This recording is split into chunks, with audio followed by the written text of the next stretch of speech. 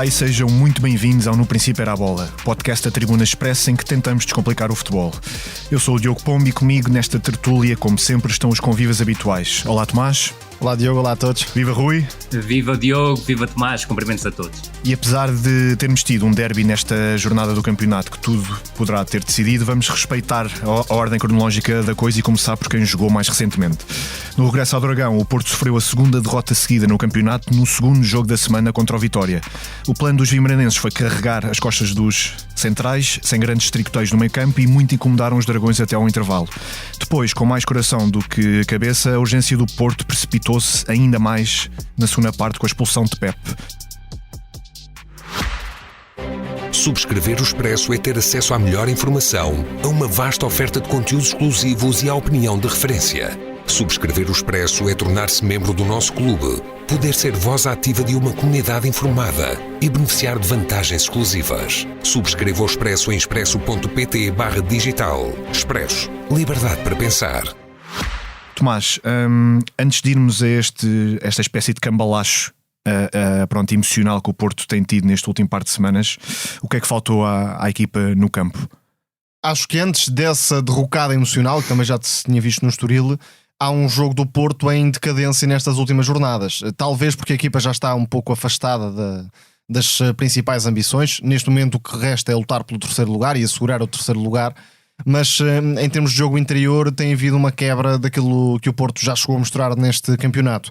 E se é verdade que para a Taça de Portugal, por exemplo, Nico Gonzalez teve muito protagonismo, aliás, e foi chave nessa superioridade que o Porto alcançou na partida da Taça de Portugal, para o campeonato isso não aconteceu. Também por mérito de Álvaro Pacheco, que colocou João Mendes num papel de terceiro médio a fechar o corredor esquerda, o centro-esquerda, assim é que é, e acabou por ter mais controlo dos movimentos de PP. A exceção foi o lance que dá o gol do Porto, em que PP aparece nas costas dos médios do Vitória e lança a desmarcação de Galeno, mas com Francisco Conceição tão preso ao corredor direito e o Vitória a preencher melhor a zona central, além da ausência de Evanilson, que me parece que foi muito relevante, até porque Namazo neste papel, a jogar tanto de costas como referência e sendo apertado pelo central do Vitória, que saltava sempre na pressão, acabou por tirar ligação ao jogo interior do Porto.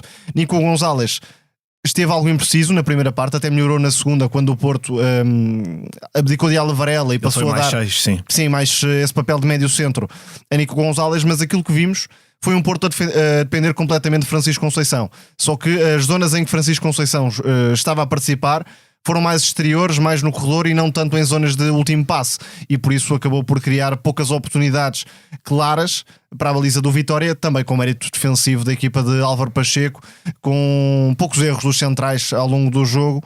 Ofensivamente não precisou de fazer muito. Na primeira parte ainda fez, na segunda nem por isso, mas a adaptação competitiva, abdicando de Nelson Oliveira, que é um jogador com muitas limitações em termos de associação com os médios, claramente ficou a perder com a saída de André Silva, o técnico do Vitória, e a junção de Jota Silva como elemento de ataque à profundidade, levando a melhor, por exemplo, sobre Pep no lance que dá o segundo golo.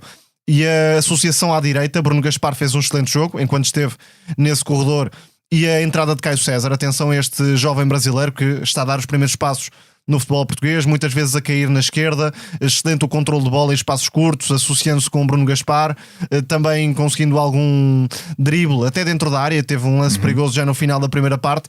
Portanto, estas adaptações de Álvaro Pacheco, comparando com o jogo da Taça, deram mais conforto e mais capacidade de ameaçar a baliza do Porto, depois de uma exibição muito encolhida. Foi essa a sensação que deixou o Vitória no jogo da Taça. Rui. Concordo inteiramente com o Tomás. Sublinhar que houve 2 vitórias, uma vitória diante do Futebol Clube do Porto no jogo da Taça, em que do meu ponto de vista e até para alguma surpresa minha, face àquilo que tinha sido o Vitória Futebol Clube do Porto do campeonato, a equipa entrou demasiado encolhida, entrou demasiado preocupada em não sofrer um golo e provavelmente depois em procurar surpreender o Futebol Clube do Porto numa fase posterior, ou seja, na segunda parte, mas depois viu-se em desvantagem e aí sim foi obrigado a arriscar, do que no jogo de ontem, em que me parece que o Álvaro Pacheco esteve muito bem ao abdicar do Nelson Oliveira, que acrescenta muito pouco do ponto de vista ofensivo à equipa do Vitória, e isso até não foi só visto no jogo da primeira mão da Taça de Portugal, na segunda parte, mas sobretudo a partir do momento em que entrou ontem, em que a equipa do Vitória teve hipóteses, se quiseres, na segunda parte, de atacar a profundidade, havia muito espaço, sobretudo a partir da expulsão de Pepe, e raramente Desculpa, Rui, a sensação em relação a Nelson Oliveira é que parece que ficou preso naquele Mundial da Colômbia, não é? É o mesmo jogador, exatamente, só que estamos em futebol sénior e o futebol é outro. Verdade, e não se conseguiu adaptar ao nível que seria expectável no futebol sénior, e mesmo dentro dessas características que podiam servir claramente num clube com o perfil do Vitória, é um jogador que acaba, do meu ponto de vista, por exemplo, tal como disseste e muito bem, de ser uma tremenda menos-valia em relação àquilo que o André Silva oferecia, porque o André Silva era fortíssimo nos apoios frontais. E não casa bem com o Jota Silva. Exatamente, e depois ainda aparecia em zona de finalização, mas sobretudo aquilo que destacaste e que me parece importante é que de início a equipa do Vitória no jogo de ontem no Dragão apresentou-se em 5-3-2, ou seja, o João Mendes era claramente o médio centro-esquerda e isso contribuiu para que o Futebol Clube do Porto nunca conseguisse ligar jogo pelo espaço interior, ao contrário do que tu disseste e muito bem, mesmo com menos fluidez do que em jogos anteriores, tinha acontecido na Taça, muito por mérito do Nico Gonzalez, que fez um jogo... E Evanilson como apoio, é outra coisa ter Evanilson ou Damaso. Verdade, sem dúvida nenhuma. E o papel do Evanilson, que não existiu no jogo do campeonato porque estava castigado, e depois concordarás, obviamente comigo, até porque ontem à noite tivemos a oportunidade de falar no nosso WhatsApp do Expresso, da Tribuna Expresso. A verdade é que sentiu claramente a falta de Otávio no centro da defesa do Futebol Clube do Porto. Eu sei que podem dizer que o Otávio errou no jogo diante do Estoril, do meu ponto de vista é 50-50 com o Diogo Costa, mas a verdade é que a equipa do Futebol Clube do Porto cresceu e muito com a presença do Otávio como defesa central, porque o Otávio até faz com que o Pepe erre menos e não o contrário, tendo em conta a idade dos dois jogadores. É o sustento da defesa do Porto, Otávio. Exatamente. E essa dificuldade que o Futebol Clube do Porto teve no controle da profundidade não foi vista no 1-0, porque o 1-0 acaba por ser um golo na sequência de um livre lateral, e muito bem marcado pelo Tomás Andal, e curiosamente a aposta no Tomás Andal para bater o livre lateral com o pé esquerdo pareceu muito interessante, porque habitualmente é o Tiago Silva que bate os livres laterais e seria com o pé direito, portanto, à partida poderia ser mais largo, e quando se busca o Tomás Andal canhoto para bater naquele espaço, é para atacar o primeiro poste, e não é por acaso que o Jota Silva aparece ali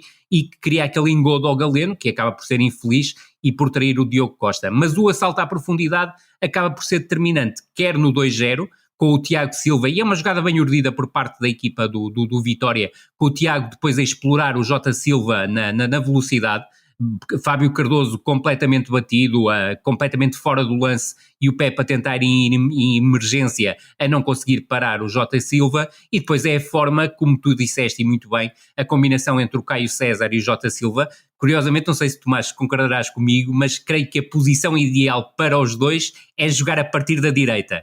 O Jota não é canhoto, mas é um avançado que se sente confortável a jogar a partir movimentos de ruptura, disparar exatamente. Na direção da baliza, e de facto a tal ideia de que é muito parecido com o Diogo Jota cada vez mais já é reforçada, porque não sendo muito alto é um jogador forte no ar, tal como Diogo Jota, tem instinto dentro da área e acima de tudo é muito frio a finalizar, não é um jogador de muitos floreados, vamos colocar assim, mas é muito objetivo a atacar os espaços e a atacar a baliza. E repara, Tomás, que não sendo o ponto forte dele, é um jogador que também sabe combinar. Portanto, aquela tabela que ele faz entre o Caio Jota e o Caio é muito bem conseguida. E bateu completamente o lado centro-esquerda da defesa do Futebol Clube do Porto. E é o Diogo Costa que faz uma defesa absolutamente salvadora, que impede o Vitória de chegar ao 3-0. Agora, aquilo que fica do jogo, e é importante referir, até por causa da conferência do Sérgio Conceição, é que voltamos a cair no assunto da arbitragem. Do meu ponto de vista, aos 5 minutos ficou uma grande penalidade por marcar a favor do Futebol Clube do Porto sobre Galeno, mas foi isso e apenas isso. É certo que o Futebol Clube do Porto podia colocar-se em vantagem, não sabemos se conseguiria marcar golo na grande penalidade, e basta-nos recordar que o Benfica ainda recentemente diante do Desportivo de Chaves falhou 3 grandes penalidades, ainda que só tinham sido 2 válidas, mas a verdade é que aquilo que se viu durante todo o jogo foi uma equipa do Futebol Clube do Porto com muita dificuldade a ligar criação com finalização. Eu creio que à direita João Mário e Francisco Conceição são uma coisa, Francisco Conceição com Jorge Sanchez acaba por ser outra, porque o Jorge Sanchez tem muitas limitações comparadas então com João Mário, o que obriga, tal como Tomás disse, a que o Francisco Conceição tivesse muito mais à largura do que a provocar movimentos interiores, o que aconteceu depois mais na segunda parte a partir da entrada do João Mário. mas sobretudo foi uma equipa do Futebol Clube do Porto que criou muito poucas oportunidades de golo claras. É certo que entrou mais forte no jogo, procurou reagir a 1-0, que só tem uma oportunidade e é um remate fora da área do Alan Varela, e depois consegue o 2-1 e esperava-se outro tipo de Futebol Clube do Porto na segunda parte, mas a verdade é que isso não aconteceu. É certo que o Sérgio Conceição mexeu, lançou o Zé Pedro ao intervalo, aos 56 minutos lançou o João Mário e o Ivan Reimer, com o Ivan Reimer mais uma vez a surgir como interior, algo que nós já tínhamos falado até, curiosamente, no último programa. Aos 67 minutos lança o Taremi e aposta mais num 4-4-2, mas a equipa é claramente traída por uma expulsão do Pep, que é uma expulsão totalmente absurda, uma expulsão que do meu ponto de vista é justíssima, mas que convenhamos, para um jogador que é o líder da equipa do Futebol Clube do Porto, um jogador que tem 41 anos, que tem a experiência internacional que o Pep tem, é inadmissível que ele faça aquilo e prejudica completamente o coletivo. E a única ideia, Rui, desculpa, é que sim, claro. Não pode numa semana Francisco Conceição insultar o árbitro diretamente na cara e não ser expulso, e na semana seguinte haver mão pesada do árbitro ou uma coisa ou outra. Claro que sim, claro que sim. Eu, do meu ponto de vista, teriam que ser os dois expulsos. Essa é a minha visão do assunto. Mas concordo inteiramente contigo. Há 2 pesos e 2 medidas e, para mim, a atitude do Francisco Conceição no jogo diante do Estoril antes da sua expulsão, quando vê o cartão amarelo, é ainda mais, diria, radical do que o Pep teve. Mas o Pep não podia ter aquela reação e o Futebol Clube do Porto fica e bem reduzido a 10 unidades. O Futebol Clube do Porto continuou por cima porque, do meu ponto de vista, o Vitória, fruto da saída do Caio César e da entrada do Nelson Oliveira, teve muitas dificuldades em sair, apesar de alguns bons apontamentos do Nuno Santos, que entrou e deu ali outro tipo de capacidade para a equipa sair pelo corredor esquerdo. E os minutos de Mangas também indicaram esse Vitória mais ofensivo pela esquerda, mas durou Verdade, pouco. Aliás, porque são 10 minutos do Mangas em campo e 2 saídas perigosíssimas da equipa do Vitória pelo corredor esquerdo, através da tal ligação ainda aí entre o João Mendes e o Mangas, mas que muito provavelmente, se o Mangas não se tivesse lesionado, iríamos ter a tal associação entre o Nuno Santos e o próprio Jota Mangas. Silva também tem um passo em profundidade. Verdade, para Mangas. Verdade. Mas aquilo que se sentiu é que, sobretudo, o Nelson Oliveira não era o jogador que o Vitória necessitava naquela altura. Ou seja, é certo que a equipa do Vitória não se encolheu totalmente, mas foi uma superioridade do Futebol Clube do Porto a partir do minuto 69, mesmo a jogar com 10 unidades, só que com o mesmo déficit de sempre, ou seja, problemas em ligar criação com finalização e no momento, e se calhar terá sido a maior oportunidade, quando o Galeno consegue criar o desequilíbrio na esquerda sobre o Miguel Maga, que tinha entrado para jogar a lateral direito com o Bruno Gaspar a desviar para o corredor esquerdo e se entra atrasado para a finalização do Francisco Conceição. O Francisco Conceição, muito à semelhança do que aconteceu com o Rafa no derby de sábado, acabou por ter uma má definição e não conseguir sequer acertar no alvo. É certo que o Futebol Clube do Porto fez, do ponto de vista de caudal ofensivo, bem mais do que o Vitória, mas face àquilo que foi o jogo, eu acho que a vitória do Vitória acaba por ser justa e encurtar para 2 pontos a diferença para o Futebol Clube do Porto. Também foi absolutamente claro que Zé Pedro é um central que dá mais estabilidade do que Fábio Cardoso. Isto não é de agora, já é uma ideia que vem de há muito tempo a esta parte. E já tínhamos falado sobre isso. A gestão com o Taremi também é algo difícil de enquadrar. Se o iraniano está de saída e não conta, então não deve contar de todo e não apenas quando é estritamente necessário, uma vez que é um jogador que já está um pouco fora. E a própria cara dele e o semblante, a postura, sim, já não parece haver condições neste momento para que Taremi possa ser chamado. Agora, a ideia até pelo que me fica... percebi, foi assobiado pelos adeptos. Sim, também é verdade, é bom sinal. É verdade.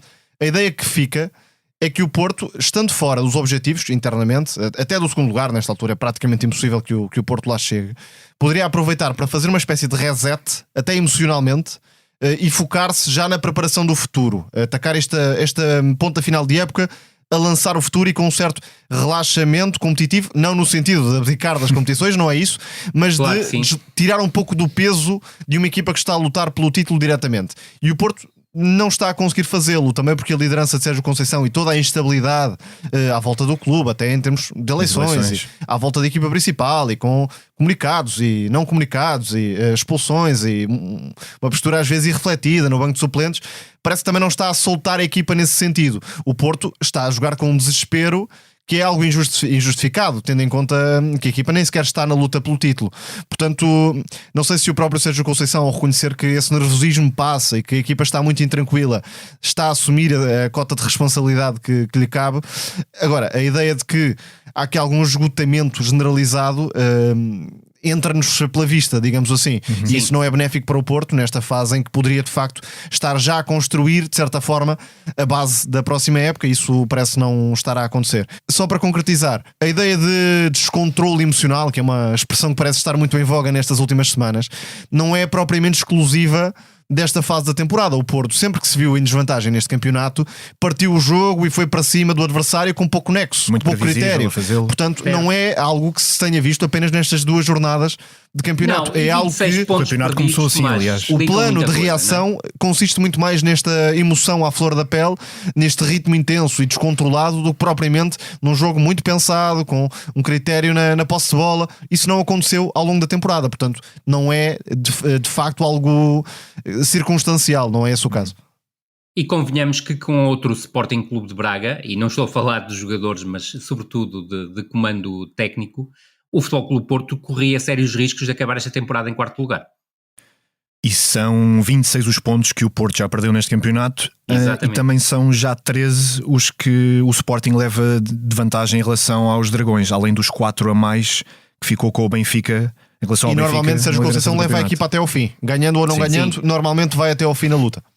Sim, e convém não esquecer que os 13 pontos do Sporting podem ser 16. É certo que o Sporting pode perder em Famalicão, também já não falta muito para termos esse jogo. Falta pouco menos do que uma semana e meia, finalmente.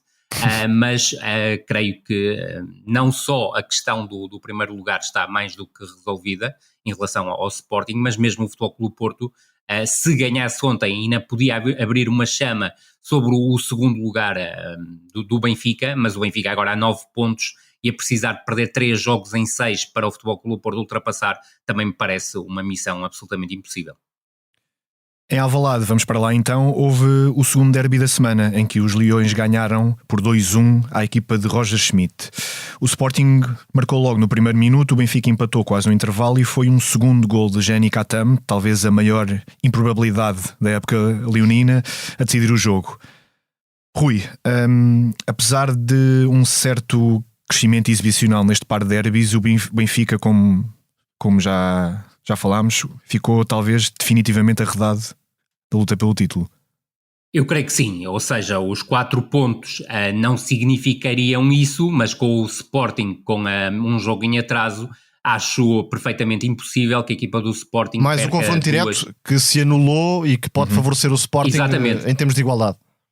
Nem mais, e esse ponto ainda é um ponto adicional, se quisermos, para esta questão. Mas sobretudo olhar a um aspecto que também me parece importante. O Sporting tem 2 empates e 2 derrotas ao longo da temporada e nesses 4 jogos esteve sempre em situações de vantagem, o que também significa que o Sporting nem sempre se deu bem com situações de vantagem, e nós aqui ao longo da temporada já falamos várias vezes sobre isso, até com o aspecto da forma como o Sporting por vezes baixa demasiado no terreno, o que também chegou a acontecer diante do Benfica em alguns momentos, mas aquilo que me parece óbvio e natural, e saiu destes 2 jogos, é que houve um crescimento do Benfica, um crescimento baseado claramente na forma como a sua segunda linha de pressão funcionou, Florentino, João Neves, Bá e Óssenes a terem um papel absolutamente crucial, mas a verdade é que o Benfica, e até mesmo o Sporting, se quisermos, no jogo do campeonato, foram 2 equipas que em ataque posicional mostraram muita previsibilidade, muita dificuldade em criar desequilíbrios para chegar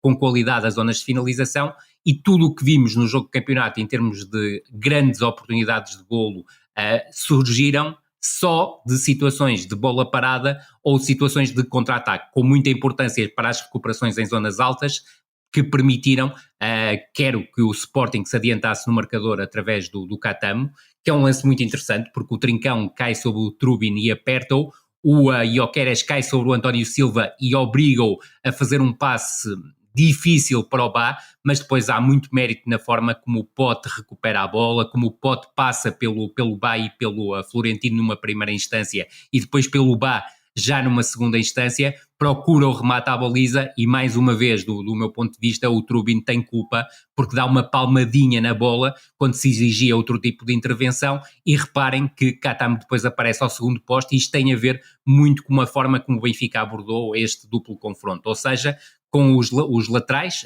Bá e Oshens, muito preocupados com os avançados interiores, a virem muito para dentro e depois alguma dificuldade no controlo da largura. E não deixa de ser curioso que este derby, e não tem a ver exatamente com isso, acaba por ser definido por 3 golos marcados ao segundo poste, o que também não deixa de ser curioso. Aquilo que alterou um golo marcado aos 46 segundos é que a equipa do Sporting não se sentiu na obrigação de pegar no jogo e o Benfica, como lhe competia, pegou no jogo, não teve medo, não se escondeu. A verdade é que, volto a dizer, não foi uma equipa que conseguiu criar com muita fluidez em ataque posicional, e o Sporting também soube ser sagaz a subtrair espaços à equipa do Benfica. A melhor oportunidade, se quisermos, acaba por ser aquele lançamento do João Neves no corredor esquerdo, com o Di Maria depois a solicitar a finalização do Rafa, que acaba por sair muito por cima, um remate muito desconchavado, foi ao minuto 12,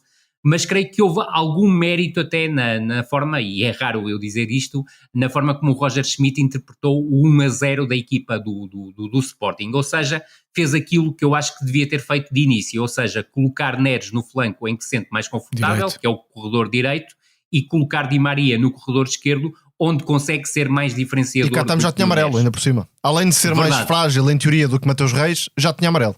Sem dúvida nenhuma, e esse aspecto também parece que foi importante e mostrou leitura por parte do treinador do Benfica. Agora, há que dizê-lo, a melhor oportunidade de golo acaba por pertencer, depois do 1-0, acaba por pertencer ao Sporting, num lance que é quase um alívio do Coates, e em que se notou, mais uma vez, tal como se tinha notado na Taça, uma debilidade por parte do Benfica e, do meu ponto de vista, uma má leitura estratégica por parte de Roger Schmidt. Ou seja, ele colocava o Otamendi como central de marcação e o António Silva, diria que uns 3 metros atrasado em relação ao Otamendi, e se no jogo da Taça os 2 golos acabam por surgir muito por causa desse posicionamento mais atrasado do António Silva, nessa situação o Gyökeres acaba por se isolar a partir do passe do Coates, aproveitando esse desfazamento, se quisermos, em termos espaciais, entre o António Silva e o Otamendi. É certo que o António Silva conseguiu aguentar o Gyökeres, mas o Gyökeres ganha a linha de fundo e acaba por servir o golo ao Trincão, e aí valeu a intervenção do Trubin. O Benfica relança-se no jogo em cima do intervalo, um lance bola parada, muito bem marcado por parte do Di Maria ao segundo poste, onde apareceu o Bá. Do meu ponto de vista aí, culpas claras do Mateus Reis, que saiu da zona do segundo poste para procurar disputar o lance com o Otamendi e com o Santos Justo, sendo que o Santos Justo estava com o Otamendi, e abriu claramente uma cratera no segundo poste, e o Bá foi extremamente inteligente a aparecer ali e assegurar o empate 1-1.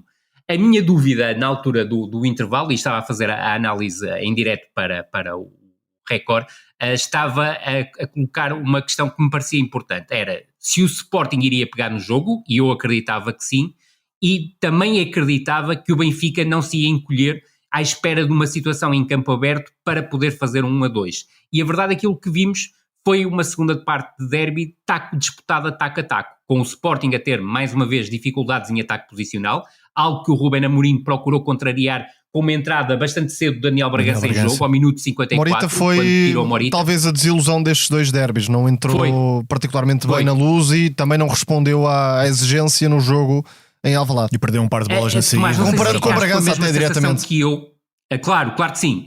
Não sei se ficaste com a mesma sensação que eu. Eu creio que o Morita saiu tocado do jogo diante do Estrela da Amadora e não está a 100%. Sim, poderá ser por aí. Ainda mais com o crescimento de Bragança, dá a carta branca a Amorim, digamos, para apostar no português. Sem dúvida nenhuma. E do lado do Benfica, também houve vontade em ter bola, em repartir o jogo com o Sporting e não ter uma atitude totalmente expectante. Agora, aquilo que aconteceu na segunda parte é que as situações de perigo, as verdadeiras situações de perigo, e basta analisá-las e posso analisá-las rapidamente uma a uma, surgiram ou de situações de desequilíbrio a partir de recuperações em zonas altas, ou a partir de lances de bola parada, porque o ataque posicional de ambas as equipas acabou por não ser o melhor. Vejamos, 52 minutos, bola à barra do Gyökeres, que seria aqui a grande oportunidade do Sporting que se colocar a vencer por 2-1, na sequência de uma recuperação alta do Yulman. Aos 65 minutos, depois, curiosamente, da jogada em que o Sporting tem uma posse mais longa, uma posse de cerca de 1 minuto e meio, com o Daniel Bragança a ter um papel preponderante nisso, acontece uma recuperação do Neres no meio campo defensivo, que depois combina com o Di Maria, e o Di Maria depois busca o Neres e acaba por ser um corte salvador do Coates a impedir que o Benfica se colocasse em vantagem. Depois há um hiato temporal e aos 81 minutos, recuperação alta do João Neves sobre o Koba com o Andradi, e aqui salientar que o Ruben Amorim foi sagaz a tirar o Yulman porque estava à beira do segundo amarelo. Sim, não foi bem uma opção tática, foi uma opção de proteção, digamos. Teve que ser. Exatamente, só que o Koba não apanhou o ritmo do jogo e também diria que seria difícil o Koba pegar no ritmo do jogo, sendo que o jogo estava alto, até algo partido em alguns momentos, e o Koba não é exatamente um 6 como aqui já falamos várias vezes. É possível que venha a ser transformado nesse 6 que o Ruben Amorim pretende, ou um futuro treinador do Sporting caso o Ruben Amorim saia, mas o Koba não está totalmente confortável nessa função. O João Neves recuperou muito bem a bola, o Arthur Cabral gizou a combinação com o Di Maria e depois é uma defesa espetacular do Israel a negar o golo ao Benfica. Depois surgem então os 2 cantos consecutivos para o Sporting, o primeiro, o canto da direita, com o Paulinho a ganhar o primeiro poste com grande conforto, se quisermos, sobre o Arthur Cabral, o que é inadmissível por parte do avançado do Benfica, e depois o Daniel Bragança ao segundo poste a não conseguir a finalização, com o Bá a fazer o corte para canto. E cá está, depois, o lance do 2-1 para o Sporting, em que, do meu ponto de vista, com uma equipa como o Benfica, que tinha os seus 11 jogadores dentro da área, não pode deixar um jogador completamente liberto ao segundo poste para aproveitar uma segunda bola, tal como aconteceu, e finalizar e fazer o 2-1.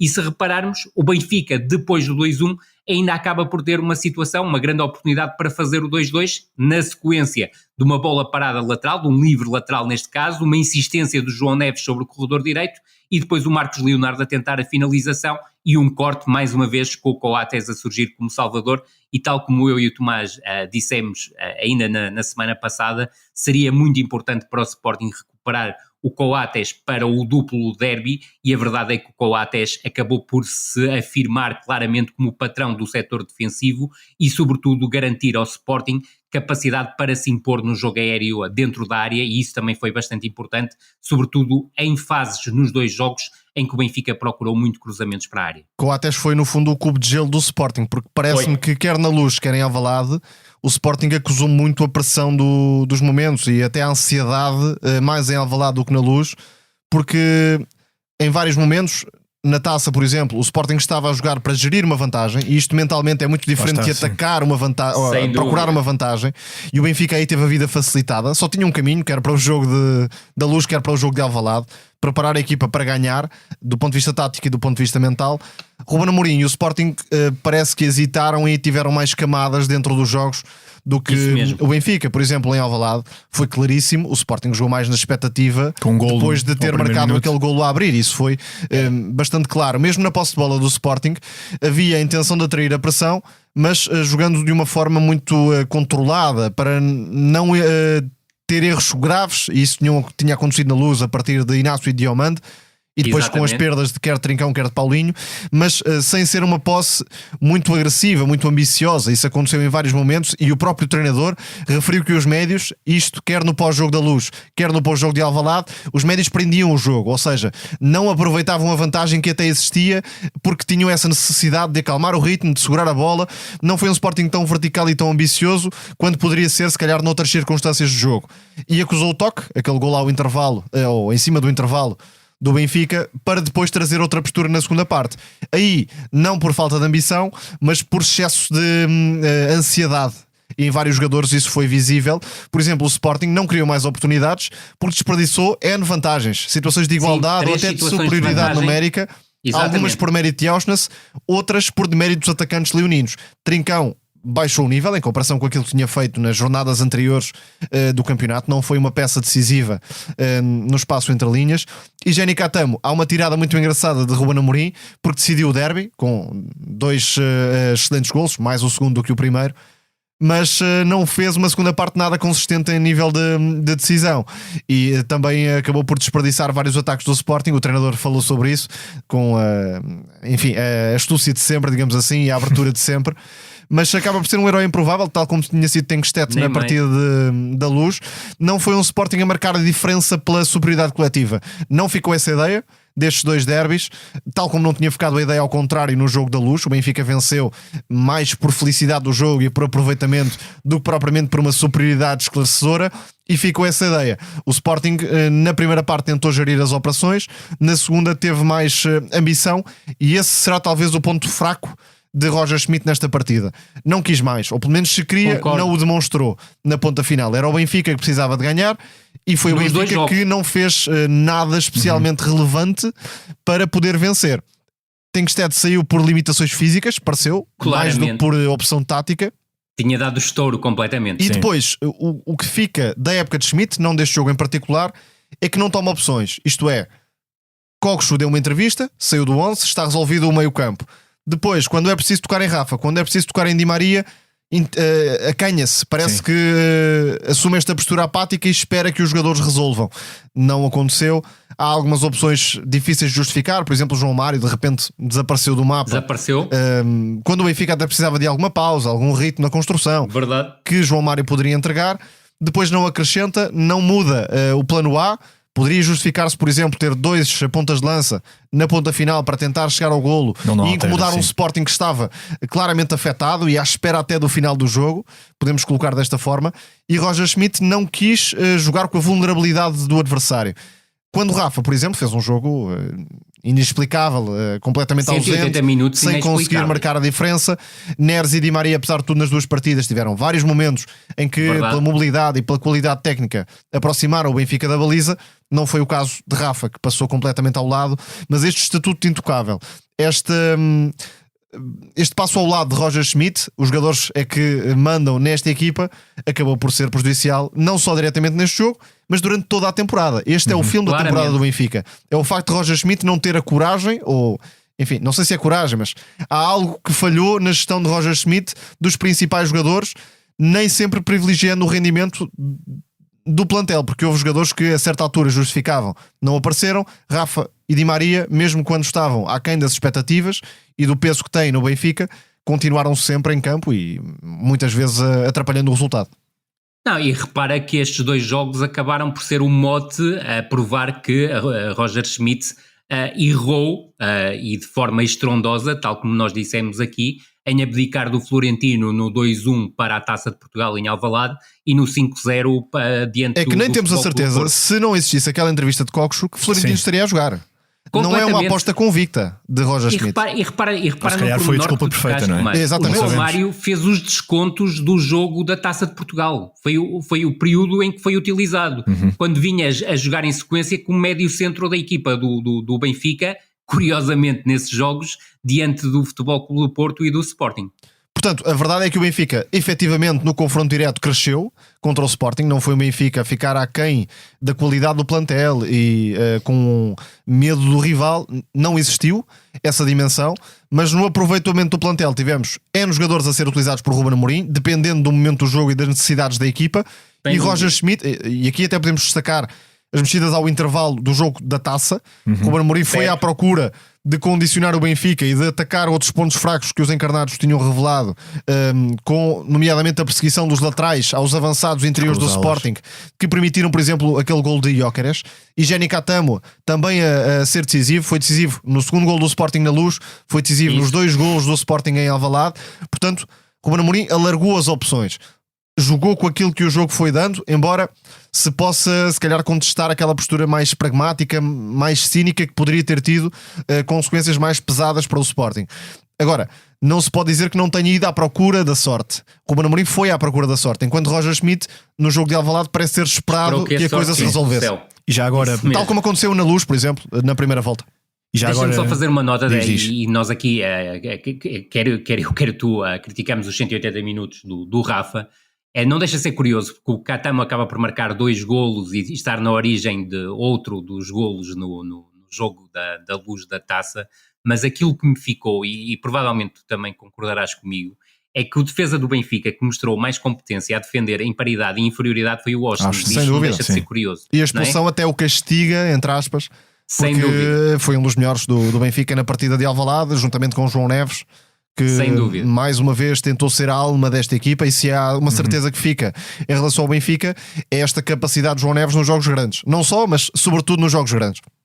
Não, e sobretudo o Benfica tem que perceber uma coisa, e é importante em termos de Liga Europa, porque eu creio que o Benfica vai ter que fazer muito na Liga Europa, nomeadamente Roger Schmidt vai ter que fazer muito na Liga Europa, porque ele há uma semana falava que o Benfica estava nas 3 frentes, agora só tem uma frente, e é uma frente ainda por cima que pode gerir com os 9 pontos de vantagem que tem sobre o Futebol Clube do Porto, e em que tem que fazer mais. Para mim, o objetivo do Benfica terá que ser chegar à final da Liga Europa, não faz sentido de outra forma, sobretudo porque se vai digladiar não com o Marselha, porque o Marselha é uma equipa claramente em crise e o Benfica tem a obrigação de vencer o Marselha. Qualquer resultado do Benfica que não seja ultrapassar o Marselha é claramente decepcionante, mas o jogo das meias finais, seja com o Liverpool, seja com a Atalanta, o Benfica vai jogar contra equipas que, muito provavelmente, no caso do Liverpool, seguramente vai dar prioridade à Premier League, e a própria Atalanta pode dar prioridade à Série A e não jogar com o seu 11 mais confortável, e o Benfica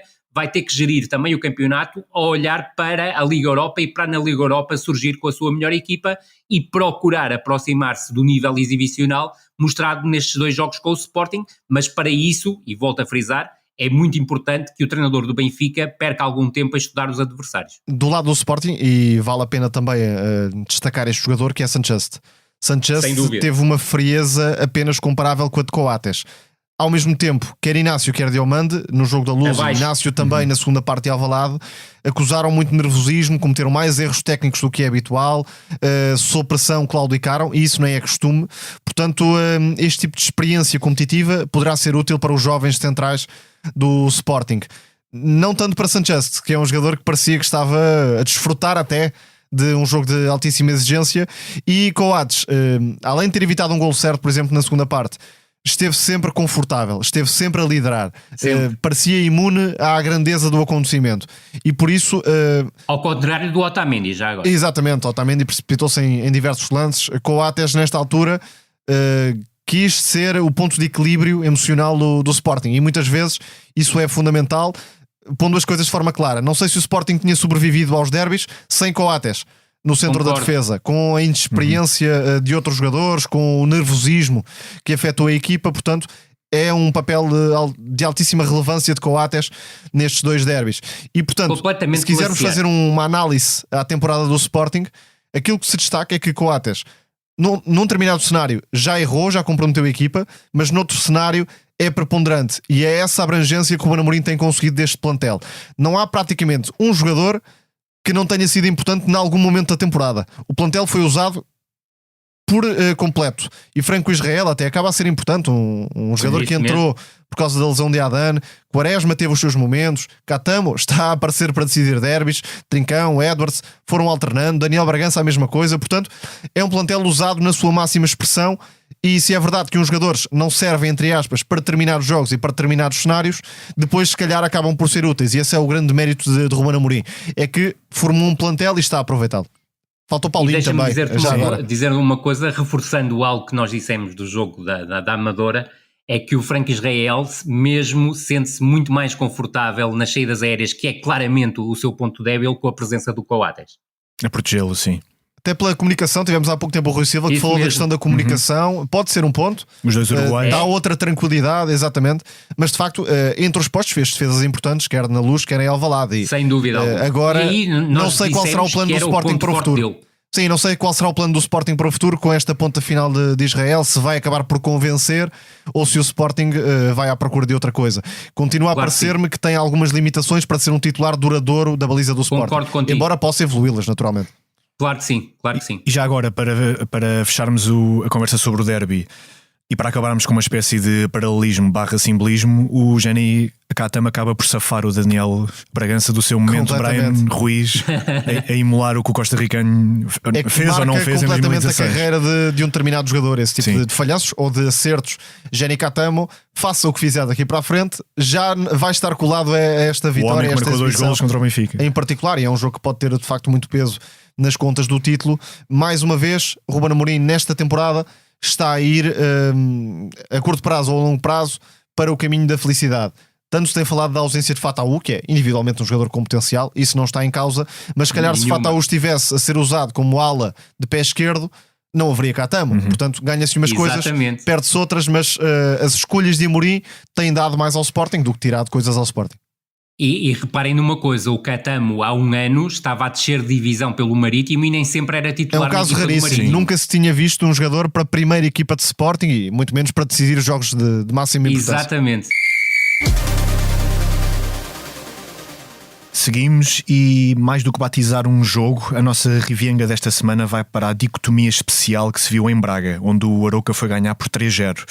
Porque deu-se o caso de o futuro treinador dos Minhotos lá ir vencer, categoricamente, após o homem a quem vai suceder se ir embora para o Botafogo. E isto numa altura em que o Braga está a 2 pontos do terceiro lugar do campeonato. Tomás, isto foi uma espécie de prova dos 9 que o Daniel Sousa foi prestar ao seu futuro empregador? Nem vale a pena perdermos muito tempo com os espertos que já sabiam que o Daniel Sousa ia perder porque estava comprado pelo Braga. Esses tiveram aqui o seu prémio de felicidade. Mas quanto a Daniel Sousa, de facto construiu uma grande equipa, é um treinador com muito potencial, não havia dúvidas, ganhasse ou perdesse este jogo com o Sporting de Braga, mas de facto tem uma ideia de jogo muito pensada, que já tinha dado boa conta ao serviço do Gil Vicente, com muito uso dos laterais, um jogo que consegue beneficiar quer Cris Gonzalez entre linhas, quer as desmarcações em profundidade de Rafa Morrica. Em termos de construção, nem foge assim tanto ao que Artur Jorge apresentou muitas vezes ao serviço do Sporting Braga, ou seja, não são treinadores opostos nesse sentido. Aquilo em que Daniel Sousa também pode ter uma palavra a dizer, e é fundamental para o Braga crescer, é em termos de organização defensiva e em termos de transição defensiva também. Claro que aí precisará de um ou outro reforço. O Braga tem limitações individuais que um treinador também não consegue de um momento para o outro. Dos jogadores. Sim, não consegue corrigir, mas havendo esse reforço da defesa e melhorando o Braga em certas características defensivas e de equilíbrio, pode de facto ser um treinador andar mais perto da luta pelos 3 primeiros lugares. Na valorização dos jogadores não parece deixar dúvidas, este Arouca também demonstra isso mesmo. Portanto, há aqui uma junção perfeita entre o modelo ofensivo e o encaixe individual das peças dentro deste modelo de jogo, e além disso é um treinador muito jovem, portanto a tendência é para crescer com mais armas ao serviço do Sporting de Braga. Artur Jorge, repito, porque esta é a hora da despedida do Sporting de Braga, apesar de vários problemas, sobretudo do ponto de vista estratégico, em determinados jogos com os grandes, é um treinador que valorizou o futebol português. Deixei aqui esta ideia já mais para o início da época. Não podemos estar sempre a criticar os treinadores que são muito defensivos e não querem jogar, e depois quando aparece um que de certa forma expõe a equipa ao risco e de repente já estamos também a ser demasiado críticos com ele. Portanto, acho que Artur Jorge globalmente tem uma passagem positiva pelo Sporting de Braga, com as tais limitações estratégicas no duelo com os grandes e com os desequilíbrios defensivos que também já esmiuçámos de diversas formas.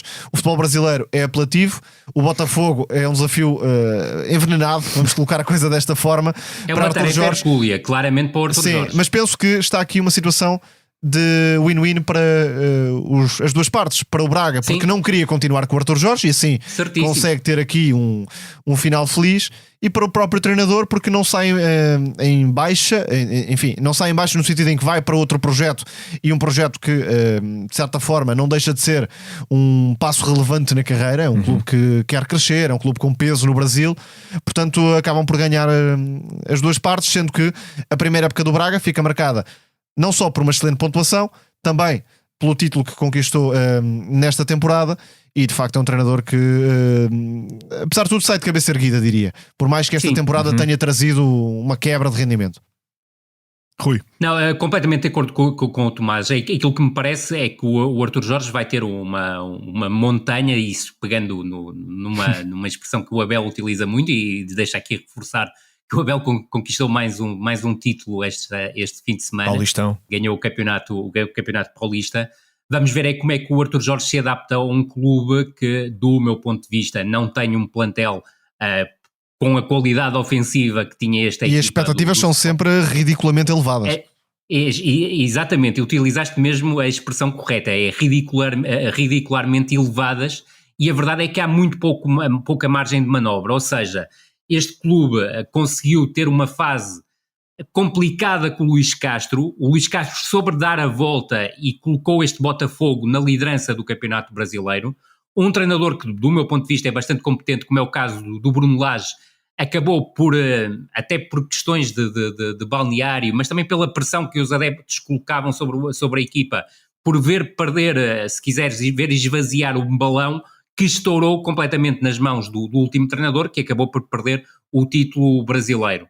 As expectativas, depois de um Carioca que não correu bem à equipa do Botafogo, é que o Botafogo repita aquilo que aconteceu a temporada passada, ou seja, que lute pelo título do Brasileirão e que faça uma boa Libertadores. Eu não sei se isto não é um já entrou desafio... a perder, e de forma pesada. Verdade. E se isto não é um desafio demasiado envenenado para o Artur Jorge. Agora, concordo inteiramente com o Tomás, isto é o win-win, ou seja, o Sporting de Braga, apesar da mensagem para o exterior de António Salvador ao renovar o contrato do treinador, do meu ponto de vista, não queria continuar com ele no final da temporada, encaixa 2 milhões de euros, que é uma verba interessante por um treinador que à partida iria sair e teria que ser indemnizado porque tinha mais um ano de contrato, e para o Artur Jorge é aquela situação que não se vai ver envolvido, que é sair do clube no final da temporada, procurar um novo desafio, já o encontra antes do final da temporada. Creio que é um desafio muito pesado para o Artur Jorge. Há também o peso de ter sido comparado pela imprensa brasileira, e vocês de certeza absoluta que repararam, ao facto de vir do Sporting de Braga, que foi o clube que lançou o Abel. E o apuramento para a Champions também foi muito destacado pela imprensa brasileira, com o Braga. Sem dúvida. Isso é mais uma marca do trabalho de Artur Jorge, mas ao mesmo tempo eleva ainda mais as tais expectativas que já não são baixas. Exatamente. Acaba por sair contra ele esse aspecto da Liga dos Campeões. E aquilo que me parece é que o Sporting de Braga encontra uma solução muito interessante para o futuro. Eu creio, tal como o Tomás disse, que a equipa do Sporting de Braga vai melhorar em organização e transição defensiva. Agora, tenho que deixar também aqui um elogio ao Artur Jorge, tal como o Tomás deixou. Se não me convence totalmente em termos de processo defensivo, a equipa do Sporting de Braga foi uma equipa que, sobretudo antes dele entrar em dilemas estratégicos que acabaram por o prejudicar, porque estava abaixo dos outros treinadores, nomeadamente dos grandes, nessa perspectiva, eu creio que a equipa do Sporting de Braga, principalmente nesta temporada, chegou a ser um rolo compressor ofensivo. E isso também passa pela sua mentalidade. E ainda deixou o Roger Fernandes, que está já verdade, de pedra e cal. Sem dúvida nenhuma. Isto passa claramente pela sua mentalidade, pela percepção que teve do plantel que tinha à sua disposição e de procurar extrair as mais-valias desse plantel. Agora, até ao final da época, a equipa do Sporting de Braga fica com um treinador interessante, que tem feito um bom trabalho, já tinha feito na segunda liga, estava a fazer um trabalho também, parece-me bastante interessante na equipa sub-23, mas entra aqui com uma herança muito pesada e sobretudo esta derrota de 0-3 diante do Arouca, e quero aqui salientar que o Arouca fez um jogo tremendo em Braga, a explorar tudo o que era deficiências da equipa. Daniel Sousa parece-me ter um potencial semelhante ao que tinha Paulo Fonseca quando apareceu. Concordo, é um treinador que colocaria como... Acho que é com essa margem de progressão. Acho que é a analogia perfeita e passa muito por aí. Agora, como é óbvio, precisa ter mais qualidade individual na defesa. Agora, também nós temos que olhar para aquilo que ele tem no Arouca, e ele jogou com Milovanov, Robson Bambu, Galovic e o Everson na linha defensiva do Arouca, e a equipa trabalha melhor do ponto de vista da organização defensiva do que a equipa do Sporting de Braga, que até tem nomes mais fortes, e acredito que até alguns jogadores que estão no plantel do Sporting de Braga vão crescer com o Daniel Sousa. Sim. O Totti ou Totti desta semana é dedicado às lágrimas, ao choro e aos abraços fraternos que se viram na final da Copa del Rei, em Espanha. O Atlético de Bilbao ganhou ao Mallorca nos penaltis e voltou a conquistar a taça que lhe fugia há 40 anos. E essa é uma das imagens icónicas que fica, a do capitão Iker Muniain levantar o caneco depois de ter perdido 4 finais neste século. Tomás, a partida foi repleta de grandes momentos, como aquele em que Javier Aguirre, o treinador do Mallorca, anuncia numa roda 1-1 os jogadores que iam bater os penaltis e toda a gente celebrava como se fosse um gol. Sim, quem é um romântico e quem gosta desse lado mais emocional do futebol não pode perder, ou não pode não deixar de sorrir com esta final da Copa do Rei, porque de facto teve aqui momentos absolutamente excepcionais para as duas massas adeptas, para os jogadores em campo, para os treinadores também.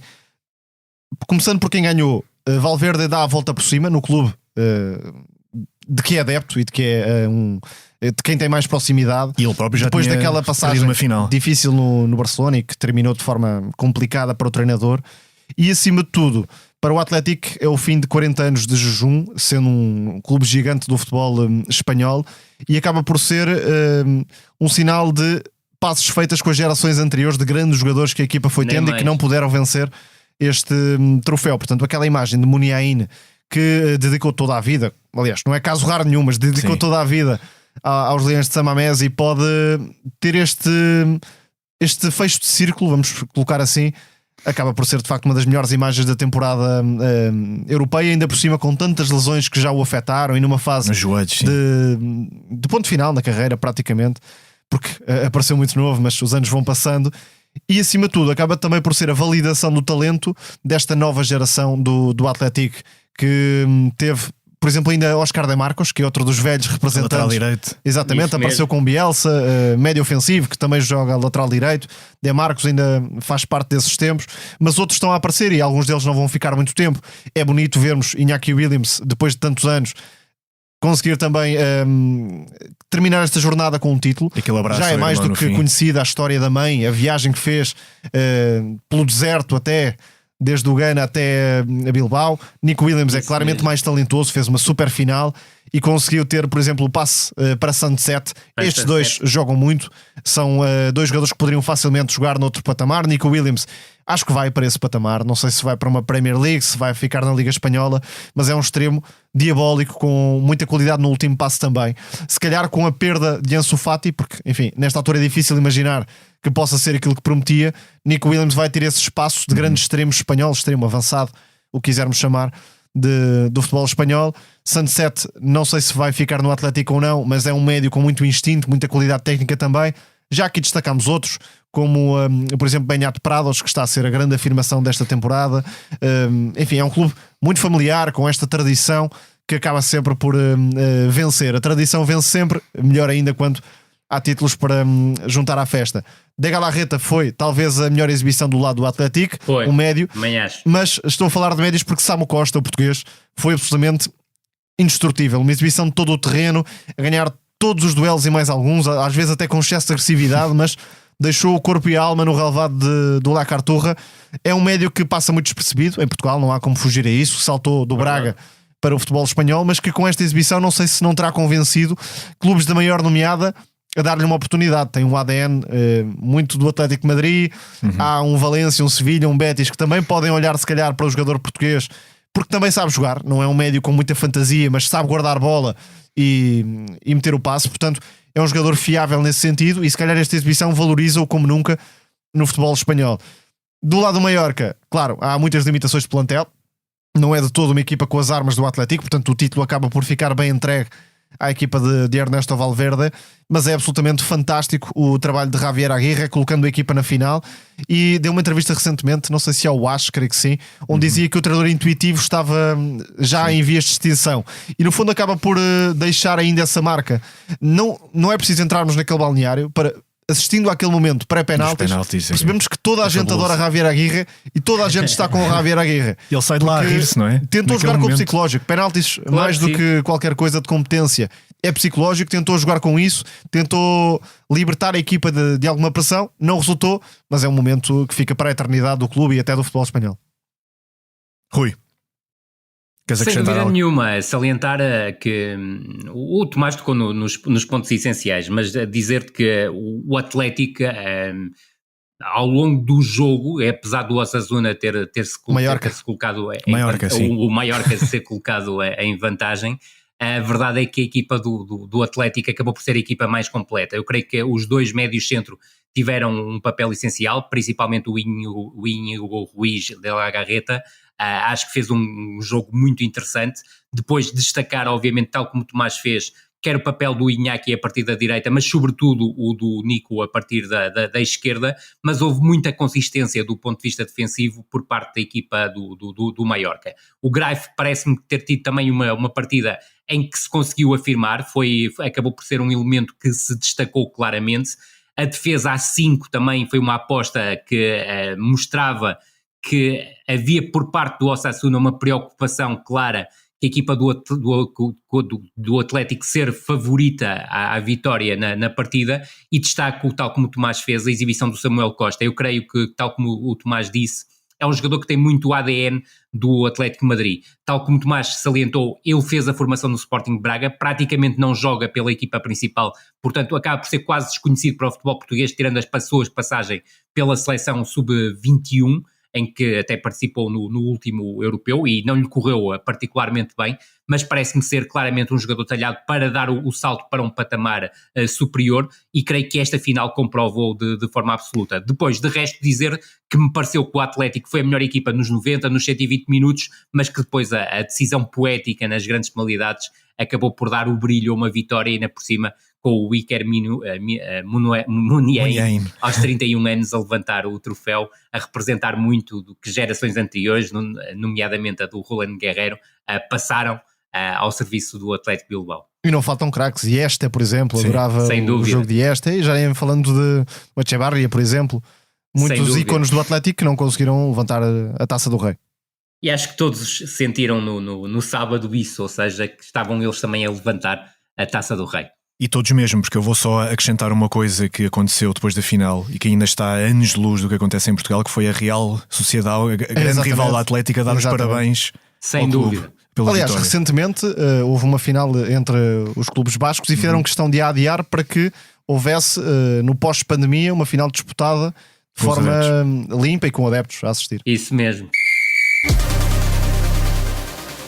Seguimos para a arte que vem depois, para falarmos de um rapaz que é canhoto, joga com as meias à antiga, bem puxadas para baixo, e só tem 19 anos. E ele andou a fincar o pé ao Manchester City no fim de semana, e dele é essa tal arte. Chama-se Adam Wharton e só chegou ao Crystal Palace em janeiro, vindo do Championship, onde jogava com o Blackburn Rovers. Rui, por que escolheste falar deste projeto médio do futebol inglês? Ele faz um jogo sensacional no último fim de semana, mas quer o Tomás, quer eu, já o conhecíamos do Blackburn, e a mim parecia-me claramente, juntamente com o irmão do Bellingham, os dois jogadores mais interessantes do Championship.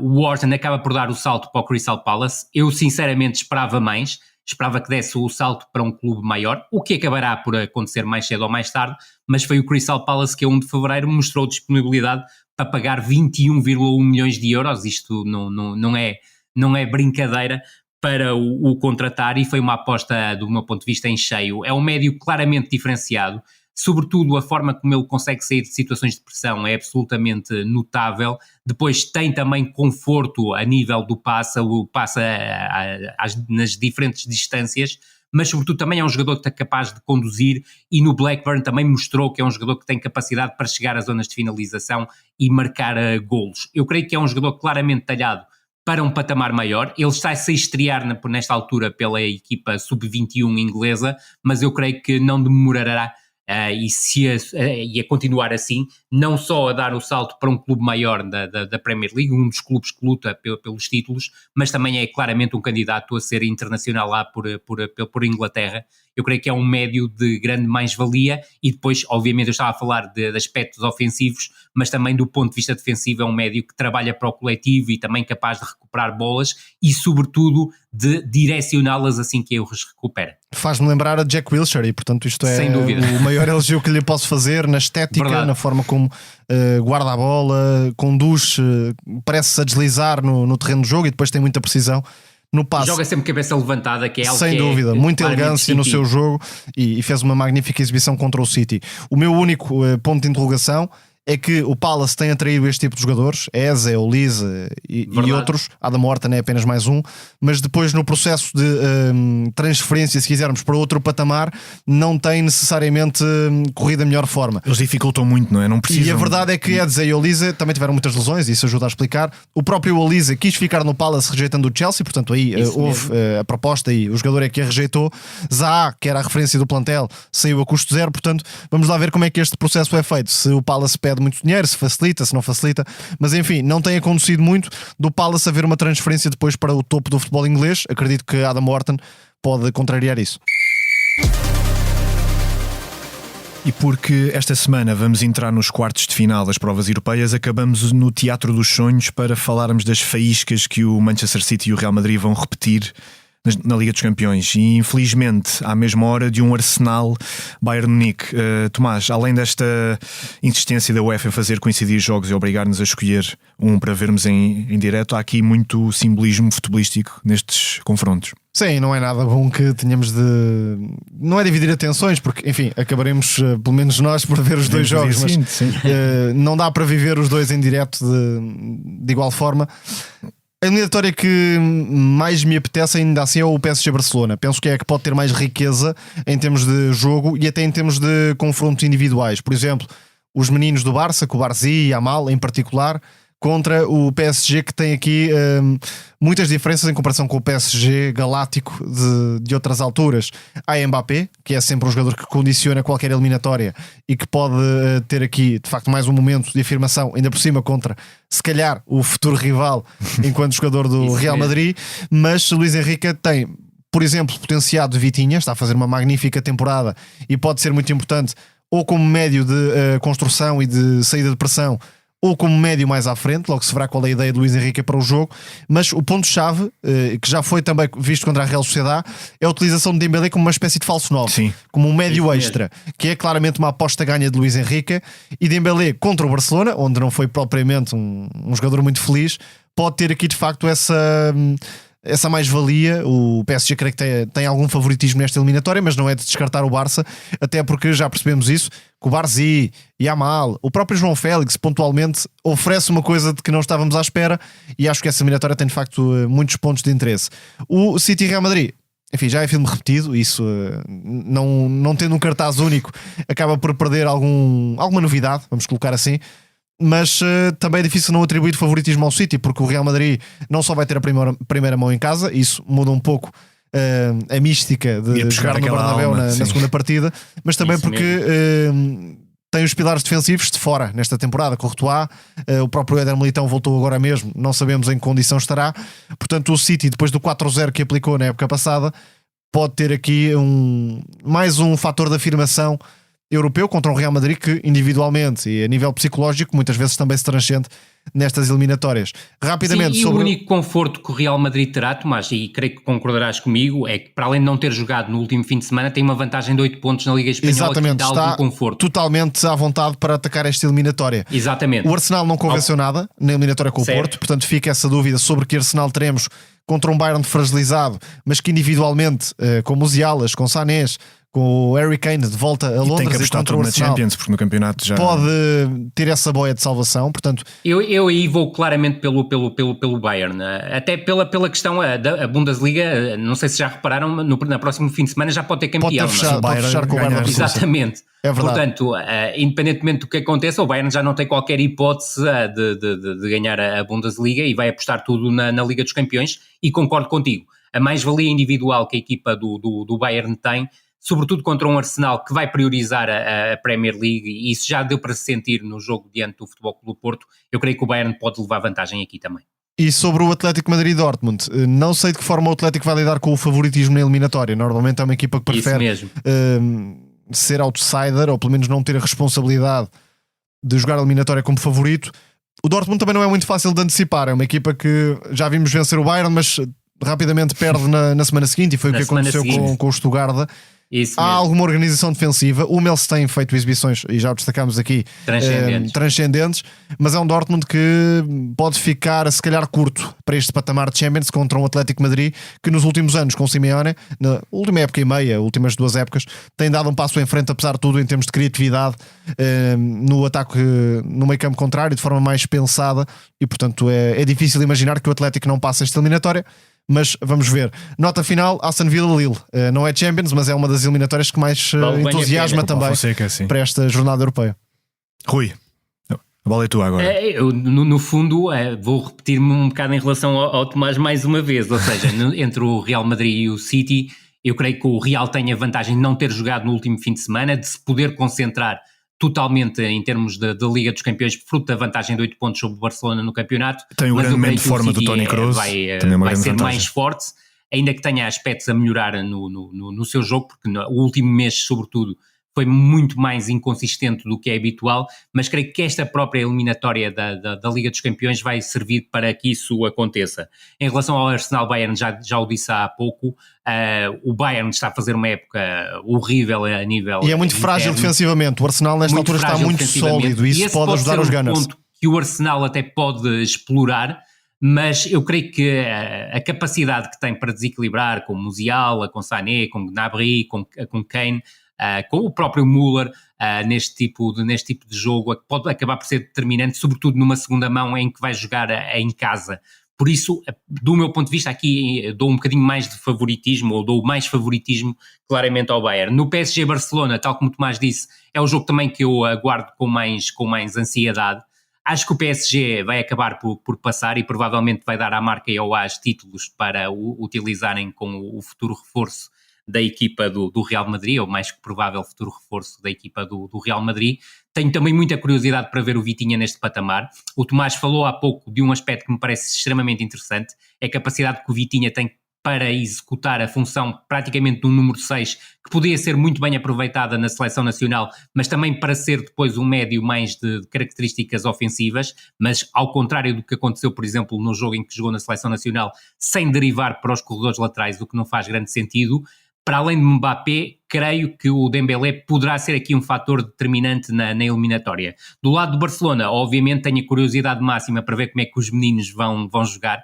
Claro que, tal como o Tomás fez, coloco o Cubarsí e o Yamal como cabeças de cartazes. É óbvio que há Cancelo e há João Félix, e isso também eleva o interesse sobre o jogo. Em relação ao Atlético Madrid e Dortmund, eu sou sincero, eu gostava que o Dortmund chegasse às meias finais, mas é um bocado como o Tomás diz, esta equipa é capaz de fazer uma exibição transcendente frente ao Bayern de Munique e depois no jogo a seguir ou no jogo anterior ter uma exibição perfeitamente medíocre. Eu creio que esta eliminatória está claramente mais talhada para o Atlético de Madrid, até pelo facto de não ter jogado no último fim de semana, o que pode lhe dar no jogo, que eu creio que será quarta-feira, pode lhe dar alguma vantagem em relação ao jogo e à forma como vai abordar e até criar uma vantagem mais larga que poderá depois não ser recuperada no jogo da segunda mão.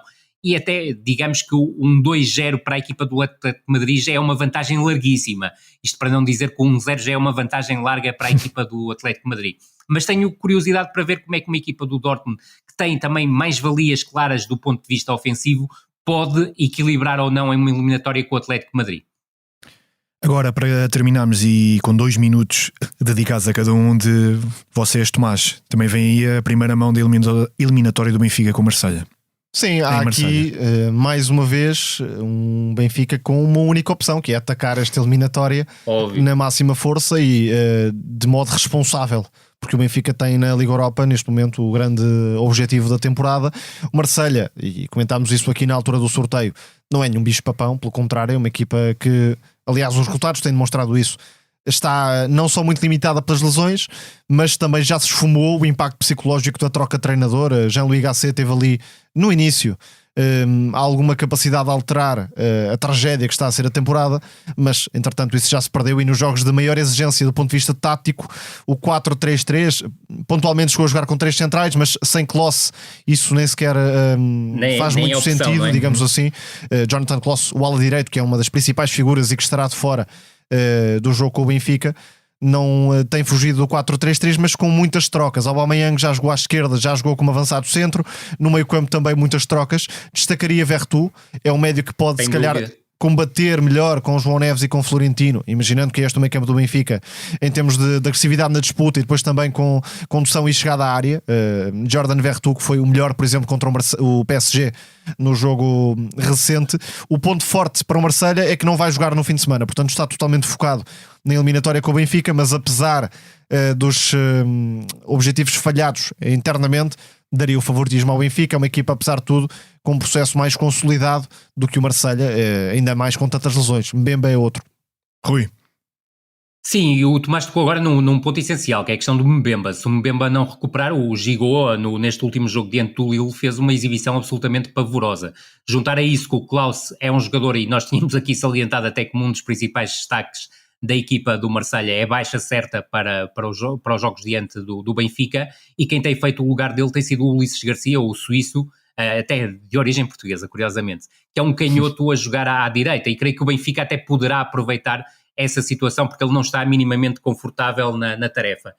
O mais difícil aqui é dentro do 4-3-3 que habitualmente esta equipa do Marselha apresenta, é perceber quem é que vão ser os titulares ou não, porque tem sido uma de jogo para jogo, o HC tem promovido alterações profundas. Mas a verdade é que aconteceu aquilo que nós prevíamos na altura do sorteio, ou seja, é que depois da derrota diante do Villarreal, a equipa do Marselha tinha 3 jogos que eram absolutamente decisivos para conseguir chegar ao universo Champions, e perdeu os 3, que foi aquilo que tanto eu quer o Tomás tínhamos previsto que poderia vir a acontecer. Perdeu 3-1 com o Lille, perdeu 2-0 com o Marselha, perdeu 2-0 com o Rennes. Obrigatoriamente, e o PSG reduzido a 10. Exatamente, ainda por cima. Destacar aqui um aspecto que é essencial. É óbvio que o Marselha também vai jogar tudo nesta Liga Europa, e esse ponto também é interessante, porque a verdade é que o Marselha caiu para o 8º lugar do campeonato, está a 13 pontos do 3º lugar, portanto é uma miragem a hipótese Champions, mesmo do 4º lugar, que ainda pode vir a dar acesso, já são 9 pontos e são irrecuperáveis. O próprio adiamento, que é um adiamento interessante para a equipa do Marselha, porque se pode concentrar a 100% nos 2 jogos diante do Benfica. É um jogo diante do Nice Farioli, e que provavelmente o Marselha também poderia aqui sofrer uma derrota, que poderia ser interessante até para o Benfica em termos de eliminatória, mas o Benfica faça uma equipa que, em termos de processo defensivo, muitas vezes roça o caótico, e neste jogo diante do Lille foi completamente atropelada pelo Lille, e que depois do ponto de vista ofensivo vale muito mais pelo individual do que pelo coletivo, porque tal e o Aubameyang ganha mais a partir da esquerda do que propriamente como avançado do centro. Eu acho que ele vai jogar a partir da esquerda na Luz. Eu creio que ele vai colocar o Ndiaye a fazer aquele papel de falso 9, como aconteceu na fase em que conseguiu aquelas 5 vitórias consecutivas. Mas a verdade é que é uma equipa que cada vez mais se nota, e de jogo para jogo, e eu tive a oportunidade de ver estes jogos do Marselha, há claramente uma falta de padrão ofensivo, e os jogadores estão muito baralhados. Repara que o Harit, por exemplo, estava a jogar a médio interior, agora já joga a médio ala, portanto há muita desconexão nesta equipa do Marselha. É óbvio que o Benfica não pode ser arrogante, os adeptos do Benfica não devem ser arrogantes e pensarem que o Benfica vai ter aqui uma tarefa fácil. Agora, o Benfica tem que eliminar o Marselha. Eu volto a dizer, o Benfica obrigatoriamente tem que estar nas meias finais da Liga Europa. Agora, para isso, há que estudar o adversário, há que perceber onde é que estão principalmente as menos-valias desta equipa do Marselha e explorá-las até ao limite, perceber também quais são as suas mais-valias, mas o Benfica, do meu ponto de vista, para esta época não ser frustrante, independentemente da conquista da Supertaça, o Benfica tem que chegar à final da Liga Europa e, sobretudo, atendendo depois da passagem do Marselha, ter um encontro ou com o Liverpool ou com a Atalanta, saber que o Liverpool, muito possivelmente, vai apostar todas as fichas na Premier League e vai aparecer com uma segunda equipa diante do Benfica nos 2 jogos, independentemente dessa segunda equipa do Liverpool ter conseguido conquistar uma taça da Liga Inglesa. Portanto os adeptos do Benfica também não se podem deixar cair no engodo que uma segunda equipa do Liverpool é extremamente frágil, bem pelo contrário, e a Atalanta, que também creio que nesta luta, quer Champions já está muito difícil, mas principalmente em termos de campeonato ainda conseguir o apuramento para a Liga Europa, eu creio que o Benfica tem que obrigatoriamente chegar à final, senão esta época de Roger Schmidt é uma desilusão total. E ficamos por aqui em mais um No Princípio Era a Bola, a edição e sonoplastia do Tomás Delfim. Até para a semana e obrigado por nos ouvir. Até para a semana. Grande abraço a todos.